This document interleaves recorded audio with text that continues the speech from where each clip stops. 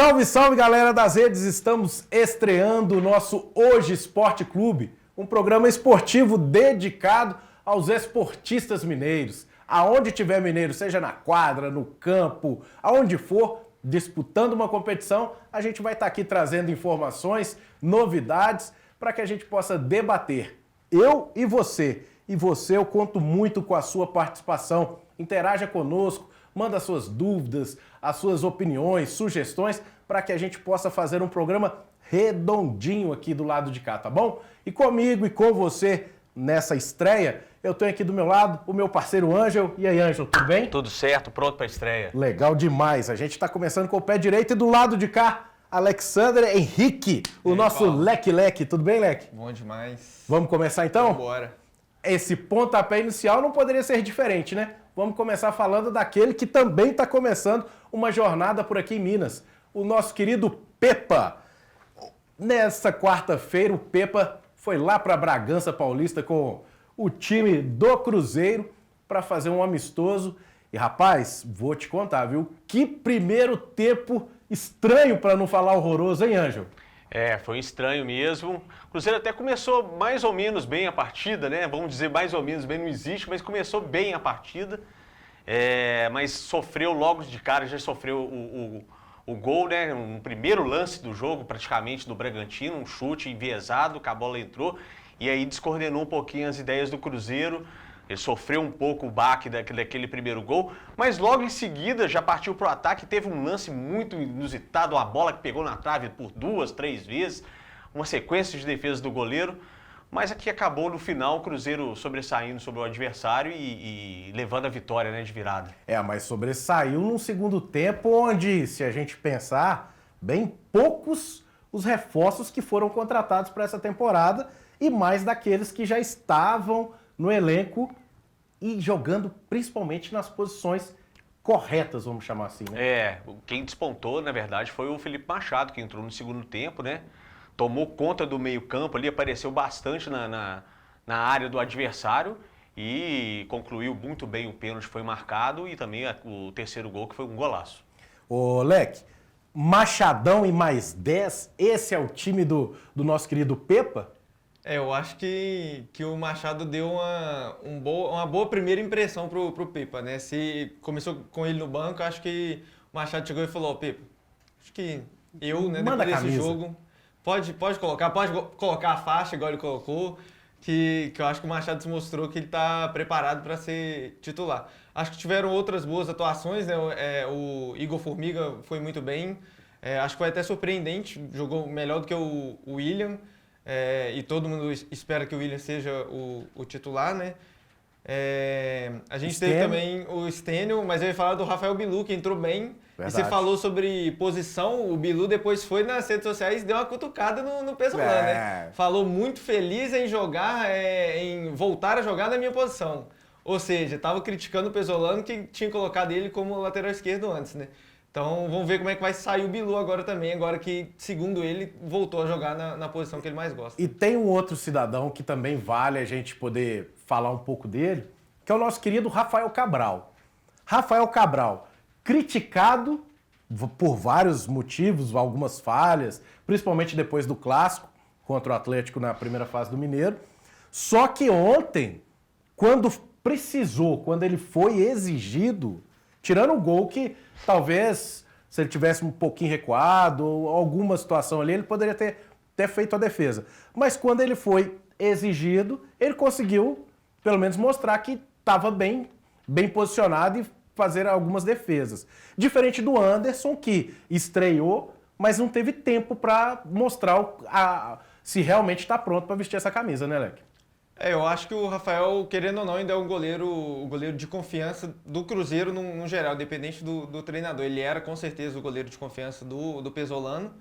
Então, eu acho que ele vai seguir sendo esse goleiro titular, pelo menos nesse início. Aí vai depender muito do desempenho dele, porque o Anderson é um bom goleiro. No Atlético Paranaense não teve muita chance, mas quando teve ele foi bem. Então, eu acho que ele é um jogador que pode pedir passagem aí se o Rafael Cabral seguir com essas falhas que ele teve no Campeonato Mineiro agora, né? Pra torcida da rede e tudo mais, Foi o Cabral sair que o time melhorou e não tomou gol? É isso, Anjo? Poxa, eu não posso pensar assim não, cara. Se não fosse o Cabral, o Cruzeiro tinha tomado, era 4 gols no primeiro tempo. Ele pegou 2 bolas do Bruninho, cara a cara ali, que ajudou bastante o Cruzeiro no resultado, a ter moral para poder virar o jogo na segunda etapa. O primeiro gol foi um chute enviesado, né? Muito difícil, uma bola tirando fora do alcance dele. O pênalti, ele quase pegou. Se ele tivesse dado um passo para o lado, ele tinha pegado esse pênalti. Mas as outras 2 bolas que o Bruninho chegou cara a cara com ele e perdeu foram essenciais para o Cruzeiro buscar o resultado do segundo tempo. Agora o Anderson, no segundo tempo, ele teve pouquíssimo trabalho. O que a gente pôde ver dele de bom foram as reposições de bola. Muito boas as reposições de bola dele e eu acho que ele pode ser que ele tenha mais chance durante a temporada. Então, e é um detalhe que eu acho que vai ficar ainda muito na cabeça, não só do torcedor, mas desse primeiro trabalho do Pepa, né? Aqui no Brasil, aqui no Cruzeiro, vamos chamar assim. Porque ele sabe que não tem muita escolha, ele vai ter que entender o elenco que na coletiva ele disse que era realmente aquilo que ele estava esperando, que ele estava entendendo como qualidade técnica, só que ele também deu uma alfinetada. Não sei se vocês vão lembrar, na coletiva ele vira e fala assim, ó, aqui eu já tô tendo a ideia que é o seguinte, se não correr, papai, tá fora. Se não se entregar, papai, não joga, não vai vestir essa camisa, não. E eu acho que é isso, né? A galera que entrou, o Machado, o próprio Neto Moura, que ficou pouco tempo, o Stênio, o Formiga, esses caras entraram comendo a bola. Isso pode trazer uma nova disputa por vaga no Cruzeiro, né? Que é o que precisa. É o que precisa. É fundamental você abrir oportunidades para as pessoas para os atletas que estão no banco, né? Isso a gente viu na quarta-feira muito de perto, né? O time entrou ligado. O Pepa falou isso na entrevista coletiva dele, que ele não viu hora nenhuma o time desligado, apesar de ter tomado os 2 gols no princípio, ele não viu o time desligado, mas a diferença da segunda etapa para a primeira etapa foi gritante. Então é mais uma dor de cabeça para ele definir os 11 titulares para a estreia do Campeonato Brasileiro. Mas antes da estreia, Olek, o Cruzeiro queria um outro amistoso, pelo menos era o que o Pepa tinha falado na coletiva, só que em vez de ser amistoso vai ser um jogo treino contra o Juventude na próxima semana. Aí a ideia, né, Leque, é ele aproveitar esse momento para poder mesclar o que ele achou de bom, algum jogador que destacou no primeiro tempo, com o de bom do segundo e montar a equipe ideal para pegar o Náutico, né?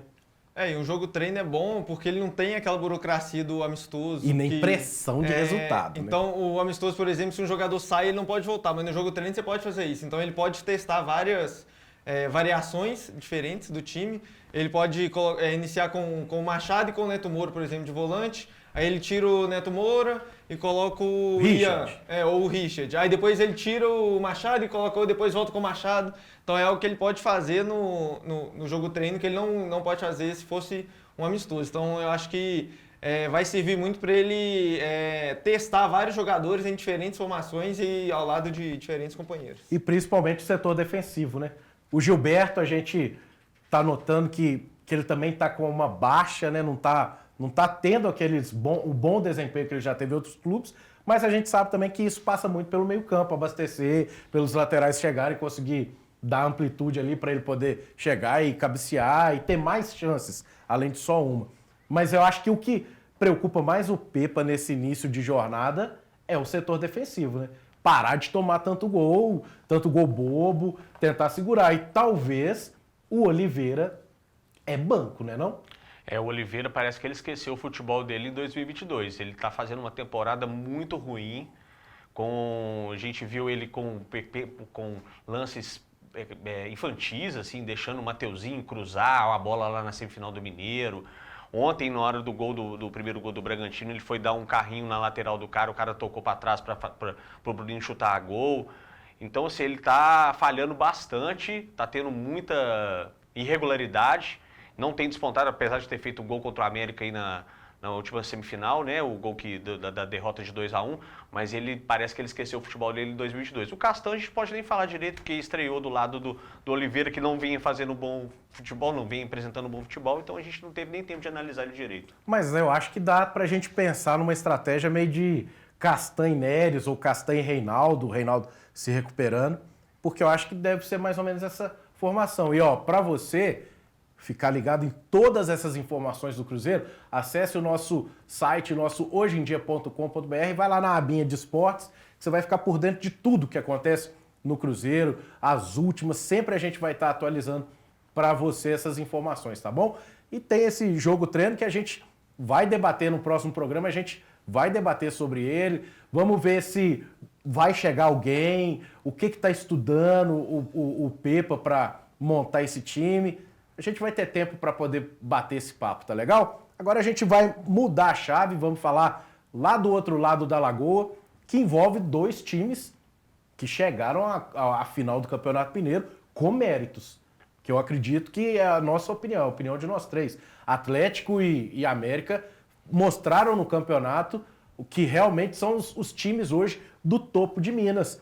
E, Leque, quem é o favorito dessa final, Leque? Vou te jogar no buraco aí. Tem um favorito? Olha, eu acho que é bem equilibrado.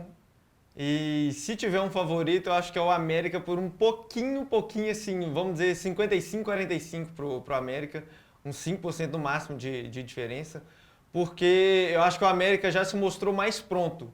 O Atlético ainda é um time em construção por conta de saída de vários jogadores, mudança de treinador, que é um treinador que mudou tudo no time, é um time completamente diferente. Quando você vê dentro de campo, apesar de ter ainda vários jogadores que jogaram nos últimos anos. Então, por conta disso, e o América ser um time que já tem, o Mancini já está há um bom tempo, os jogadores já estão há um bom tempo jogando juntos também. Então, eu acho que o América tem essa vantagem nesse quesito. Só que tem o outro lado, que o Atlético tem a vantagem do quê? Do empate ou do resultado igual.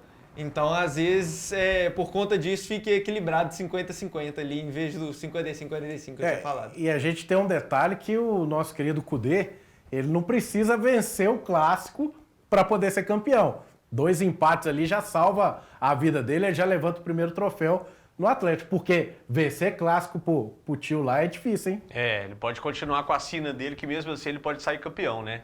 Porque ele ainda não venceu o Clássico. Assim como o Pesolano não conseguiu vencer Clássico, ele também ainda não venceu, né? E ele pode continuar. Se ele empatar 2 jogos de 0-0, 1-1, 2-2, ele acaba saindo campeão. E sem vencer Clássico. E tem um detalhe, acesse o nosso site lá, o hojeemdia.com.br, que lá tem as informações das vendas dos ingressos, tanto para a América quanto para o Atlético. O Atlético com uma carga de 7 mil ingressos, lá para o Independência nesse primeiro jogo, que o América é o mandante. A torcida comparecendo, 7 mil pode parecer até pouco, mas que dá um barulho gigante lá no Indepa, não dá, Olek? No Independência, por ser um estádio mais acanhado, né, são, se eu não me engano, 22 mil a capacidade máxima, então 7 mil lá já faz muita diferença. Quando é 1.200, que é, por exemplo, Atlético e Cruzeiro, que é pouco ingresso, já faz diferença, imagina 7 mil. Então, acho que a torcida do Atlético, se esgotar esses ingressos aí, vai fazer muita diferença. E tem uma polêmica que vale a gente trazer aqui, que é sobre essa arbitragem. O presidente do Atlético teve, nesses dias aí, entrevista para a Rádio Itatiaia, ele meteu o pau na federação por ter concordado e emitida aquela opinião, aquela informação que realmente foi pênalti para o Atlético. Para ele foi a federação trazer isso à tona agora, serviu para tumultuar o ambiente. E quem vai apitar é o nosso querido Zanovelli, que teve problema justamente em um Atlético e Atlético, lá marcando aquele pênalti para o Hulk na 7ª rodada do ano passado. E acabou que foi a vitória do Atlético e deu uma prejudicadinha no Atlético. Contra o Cruzeiro, na estreia, ele não deu aquela falta que rebentou o Vital. Foi o Vital, não foi? Foi o Vital. Então, o Zanovelli tem esse problema a mais aí, vai ter essa pressão. O que vocês acham? É certo isso? E lembrando que para o segundo jogo, a pedido do América, é um ato de fora. É certo isso? Ele está entrando pressionado para esse jogo? Com certeza vai entrar pressionado, né? E o presidente do Atlético não fez mais do que a obrigação dele, que é de pressionar a arbitragem para ela não trazer malefícios à sua equipe, né? Prejudicar a sua equipe dentro de campo. Mas uma escolha também, eu também acho que a federação errou muito em voltar com esse assunto do Atlético e Atlético, não tinha nada que publicar essa errata, né? Como se fosse o árbitro errou naquele lance e punir ele agora. Acho que não tinha nada que fazer isso agora, dar margem para esse tipo de comentário, principalmente dos dirigentes do Atlético. E, na verdade, eu acho que essa final deveria ter 2 árbitros de fora. Eu também. Porque a arbitragem mineira, infelizmente, ela não está numa boa temporada, mais uma vez. Então, na minha opinião, seriam 2 árbitros de fora, um em cada partida. E o problema, né, Lé, que o lance o árbitro, igual aconteceu, a federação foi lá, tá, beleza, o cara errou, vou pegar o árbitro, colocar ele dentro de uma geladeira ali, fica quietinho, tagalica, lacatica.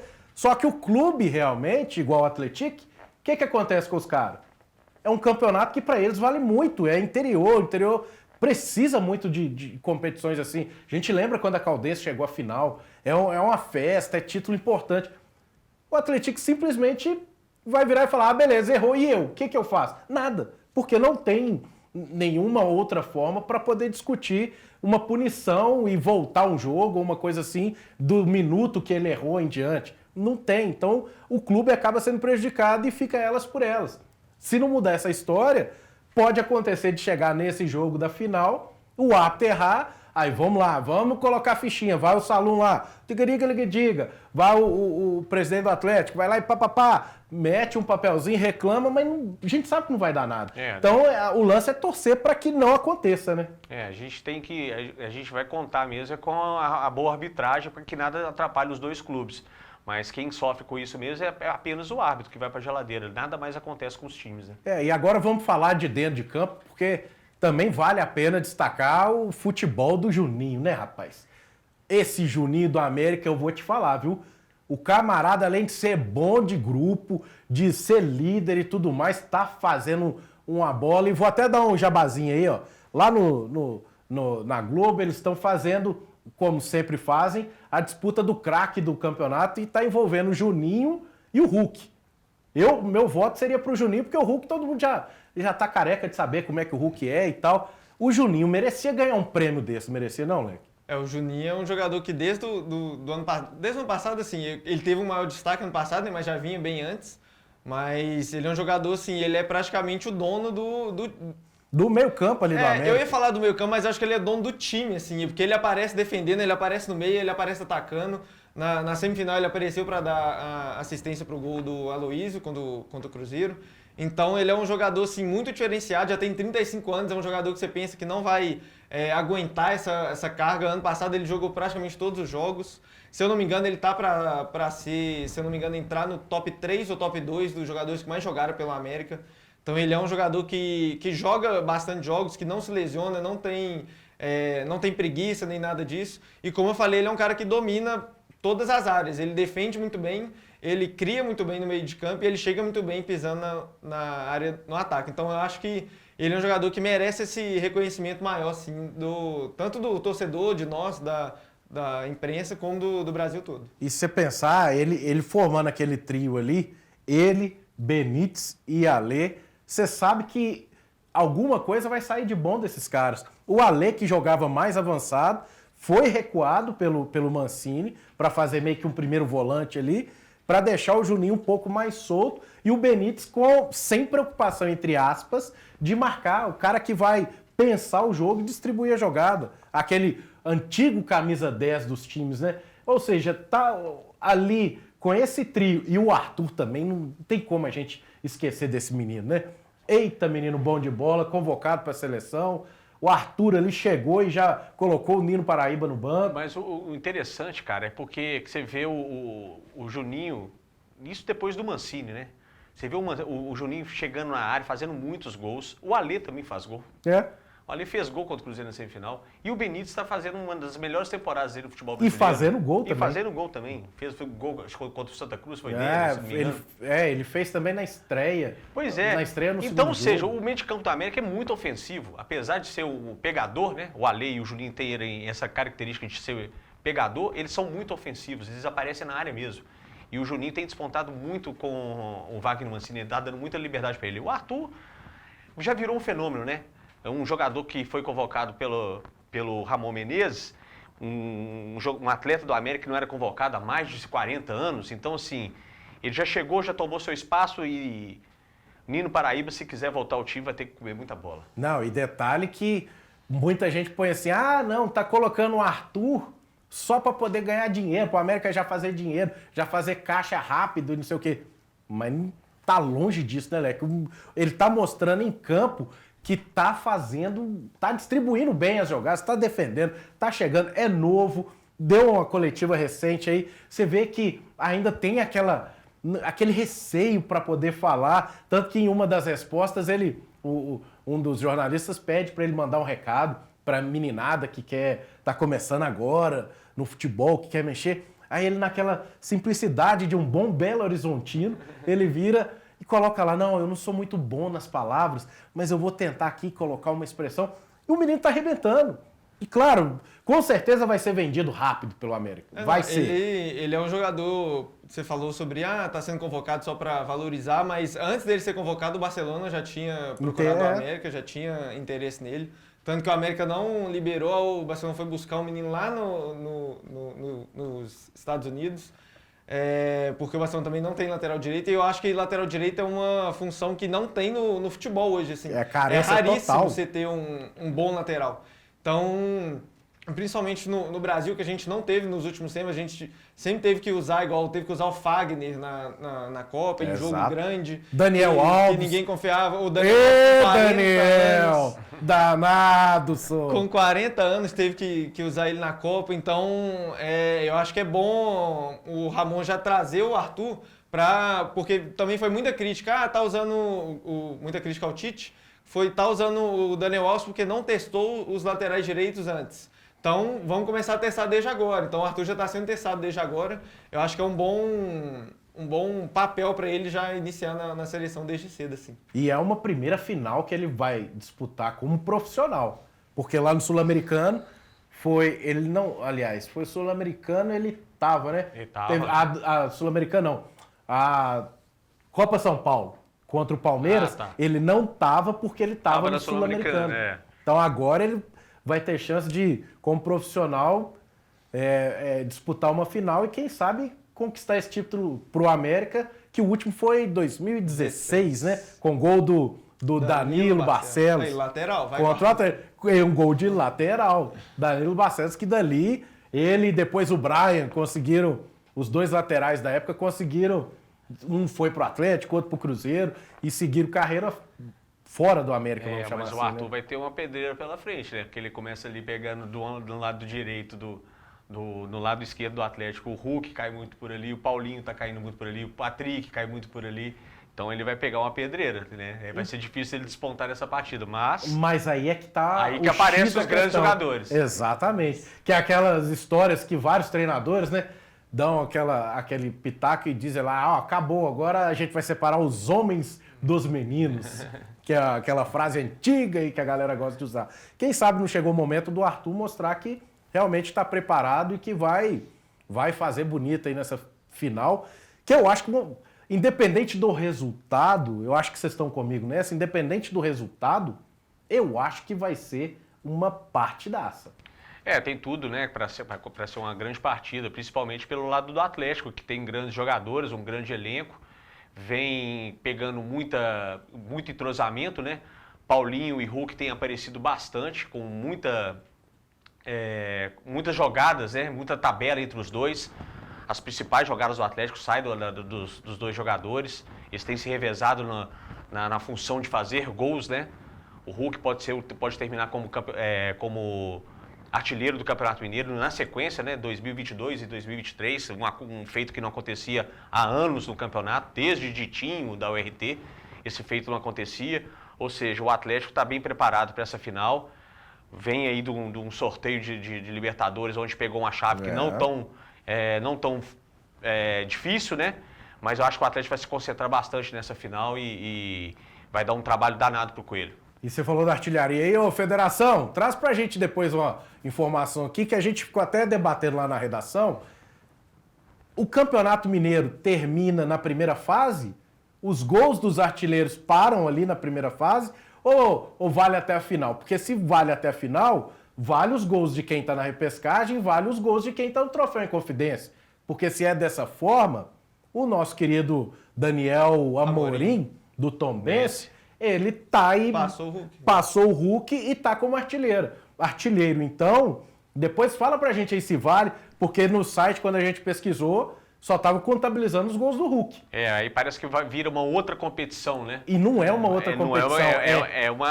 É um braço do Campeonato Mineiro, como existe a semifinal e a final. A federação resolve isso pra gente aí. A gente precisa de colocar lá no nosso textinho, que a galera vai acompanhar lá no hojeemdia.com.br. Acesse lá o nosso site, a aba de esportes, que você vai ficar ligado de tudo. E pra gente fechar esse clássico desse primeiro jogo da final, você falou de Hulk e Paulinho. O Hulk, por um lado, pode ser que destaque até mais, né, Leque? Já que ele está suspenso da Libertadores, do primeiro jogo da Libertadores, ele vai poder jogar esse duelo contra o América aí com mais tranquilidade, sem se preocupar com o jogo do meio de semana, né? Porque tanto o Atlético quanto o América, né, os dois jogam no meio de semana. O Hulk não é um jogador que costuma sofrer muito fisicamente, mas é óbvio que é sempre bom ter um descanso maior, então eu acho que ele com esse descanso pode render ainda mais no segundo jogo, né? Quando a maioria dos outros jogadores vai ter feito 2 partidas em sequência, então ele com esse físico que o dele já é privilegiado e ele descansando, então acho que ele pode render um pouco mais. Sobre a final, como eu falei, acho que vai ser equilibrada e eu acho que o Atlético ainda está nessa questão de depender um pouco mais de individualidade, tanto pelo caso do Kudê ter acabado de chegar, então o time ainda está entendendo como que joga em time, vamos dizer assim. Então acho que o Atlético vai depender mais dessa individualidade, igual o Ângelo falou sobre Paulinho e Hulk, que estão muito bem, e o América já é do outro lado, né? Acho que a coletividade que o América tem pode fazer diferença de barrar justamente esses jogadores do Atlético e conseguir uma vitória e quem sabe depois o título. É isso aí. A gente está chegando aí na nossa reta final do programa, só que antes a gente precisa lembrar desse sorteio das 3 competições, né? Que a gente teve aí, Copa do Brasil, Sul-Americana e a nossa querida Libertadores. Vamos começar rapidinho, só uma pincelada rapidinho. Na Copa do Brasil, Cruzeiro e Náutico. Deu bom pro Cruzeiro conseguir pelo menos avançar e entrar um dinheirinho no bolso? Entre os mineiros foi o adversário mais difícil, com certeza. Não, perdão. Tirando o Tombense. Tirando o Tombense, que vai pegar o Palmeiras. O Tombense pegou... É barra pesada.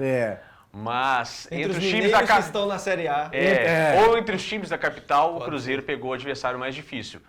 Mas não creio que seja uma tarefa fácil para o Cruzeiro, né? Eu creio que o Náutico, ele fez uma Copa do Nordeste, está fazendo ainda, se não me engano, na Copa do Nordeste, acho que ele classificou para a fase final. Eu acho Agora que ele foi eliminado nas quartas. Ele foi eliminado nas quartas? Pois é, ele teve uma evolução de 2022 para cá, ele teve uma evolução, mas eu acho que ainda não vai fazer jus aquele clássico antigo que o Cruzeiro tinha com o Náutico, que era disputa. Era perigoso. Jogar nos aflitos era sempre perigoso. Tomar um gol do Chiesa. Nossa Senhora, Aparecida. E o Atlético? O que você me fala do adversário? Atlético contra o Brasil de Pelotas, eu acho que lá pode ser complicado, mas pelo que eu estava vendo hoje, o Brasil de Pelotas pode entrar naquela mesa que o Água Santa estava para entrar na final do Paulista, que já foi resolvido. Mas o Brasil de Pelotas eu não sei se vai resolver, porque tem muito jogador em fim de contrato. Já vendido. Então não sei como que vai chegar o Brasil de Pelotas, mas o Atlético é franco favorito, faz o primeiro jogo em casa. Então eu acho que o Atlético tem que focar em fazer 3, 4-0, tentar abrir uma boa vantagem em casa, para no jogo da volta até, quem sabe, poupar jogadores, né, de uma viagem lá se eu não me engano, é no sul do Rio Grande do Sul. Então é uma viagem um pouco longa, então acho que o Atlético tem condição de fazer esse resultado em casa e no segundo jogo só administrar. Já emenda com o Coelhão para nós. O América é o... Nova Iguaçu? Nova Iguaçu. Que, eu sabia que era do Rio de Janeiro, estava tentando lembrar. Que fez um campeonato carioca meio... É o famoso meio que mais ou menos. Mais ou menos. Eu acho que o América também é bem favorito, o Nova Iguaçu. E detalhe que o América decide em casa, né? Então. Segundo jogo, América e Cruzeiro em casa e o Atlético fora. Isso.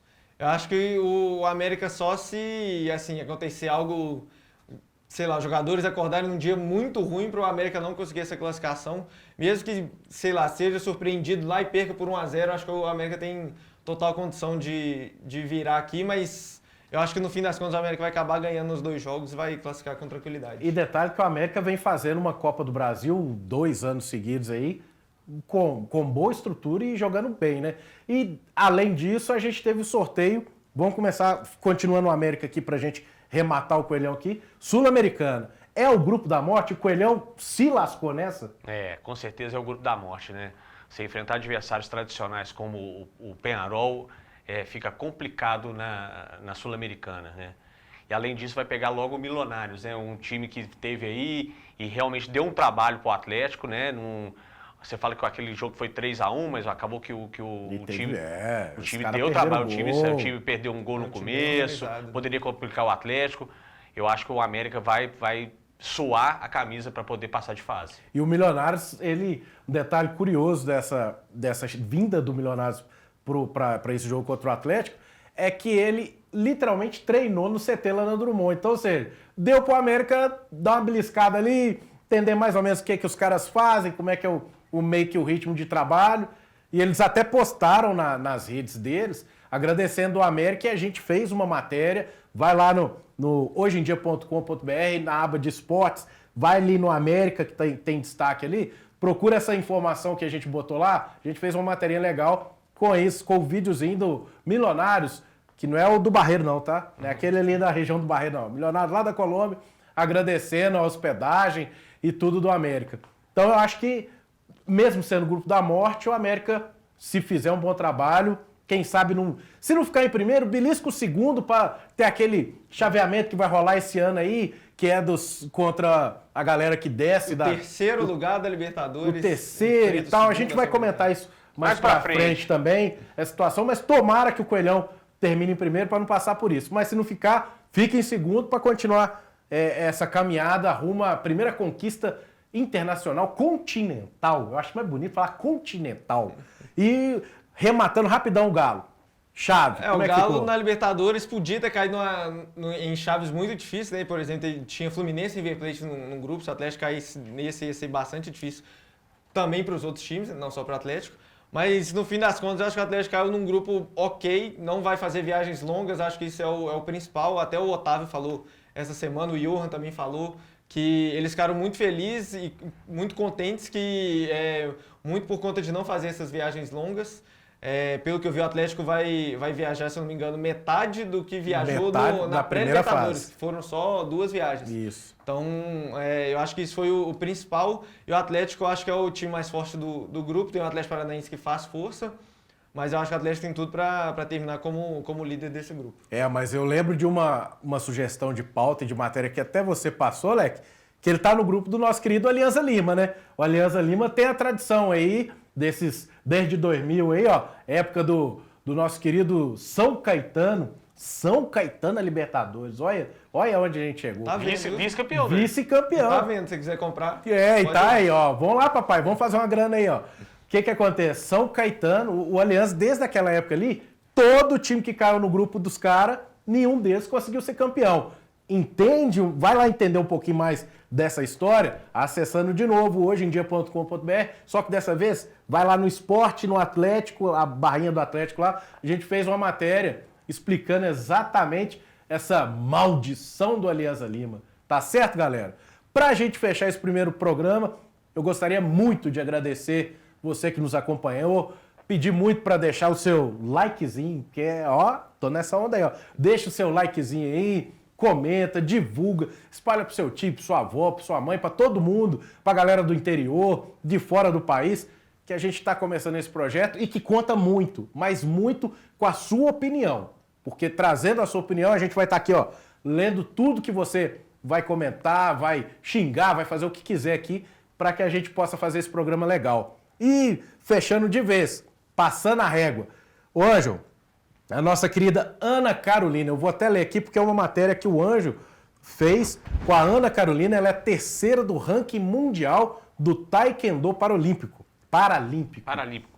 que fala, filho, corrige aí. Paralímpico. Ela é mineira, Belo Horizontina, com coração Contagência, ou Contagência com coração Belo Horizontino, né? Belo Horizontina com coração Contagência. Então, é uma menina espetacular, fenomenal, que vem arrebentando 3ª no ranking mundial de Taekwondo, que não é pouca coisa, não. E a matéria que ela fez com você foi bem legal, ela explicou carreira e tudo mais. Foi, né? Explicou como é que ela fez a carreira dela, como é que ela se interessou pelo Taekwondo, né? Como é que o Taekwondo abriu as portas para ela para o mundo, né? E agora ela conseguiu a classificação para o Pan-Americano, para o Pan-Pan-Americano, né? O Para-Pan-Americano. E ela conta muito da história dela nessa matéria lá no que a gente fez no Hoje em Dia, no Portal de Esportes. É só se você acessar lá que você vai procurar Carolina Moura e vai achar lá uma história bem legal dela. Um abraço, Carolina, e parabéns pra você, viu? Ó, eu vou facilitar aí pra galera, tá? Vou mandar esse QR Code que vai aparecer pra você aí na tela aí, ó. É justamente o link dessa matéria. Então, põe lá o seu celular nesse QR Code e você vai poder ler e acompanhar um pouco dessa história dessa mineira, dessa Belo Horizontina que vai batalhar e, se Deus quiser, vai estar aí em Paris 2024 para disputar uma Olimpíada. Imagina só, bicho. Quem vai aguentar uma mineira lá em Paris, uma Belo Horizontina arrebentando tudo lá? Nós vamos estar aqui vibrando e torcendo para que ela conquiste uma medalha. Qualquer uma que vier tá de bom tamanho. Uma medalha e mostrar que a gente tem peso em todos os esportes. Não só eu aqui, mas a galera, né? Né, meu filho? Vambora, então? Bora, isso aí. Ó, então é isso aí. Fica ligado. A gente vai estar sempre conversando com vocês sobre os outros temas, os outros programas que vão estar aí. A gente vai debater como que foi esse primeiro jogo da final, que vença o melhor, uma frase bem antiga e bem nova que eu estou criando aqui agora, que vença o melhor, mas que a gente tenha um bom clássico e principal, que... Ô Zanovelli, filhão, pega leve aí, tá, pai?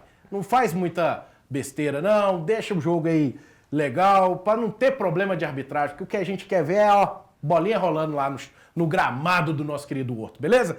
Vamos ficando por aqui, Ângelo. Valeu. Valeu demais. Obrigado. Grande estreia. Foi show demais a nossa estreia. Isso aí. Leque, valeu. Obrigado pela estreia aí. E, ó, nem sempre vai estar essa galera aqui não, tá? A gente tem mais gente envolvida nesse projeto que pode estar revezando essa bancada aqui, tá certo? Agradecimento também especial ao nosso querido Luca, que está cortando as imagens, o nosso Michael, que está ali orientando e mandando os tempos pra gente, o nosso diretor, a nossa Ana, que fez essa arte maravilhosa que você está acompanhando aí, toda a galera do estúdio aqui do Promove que está dando essa moral pra gente fazer esse programa, tá certo? Um grande abraço para vocês, fiquem com Deus e até a próxima!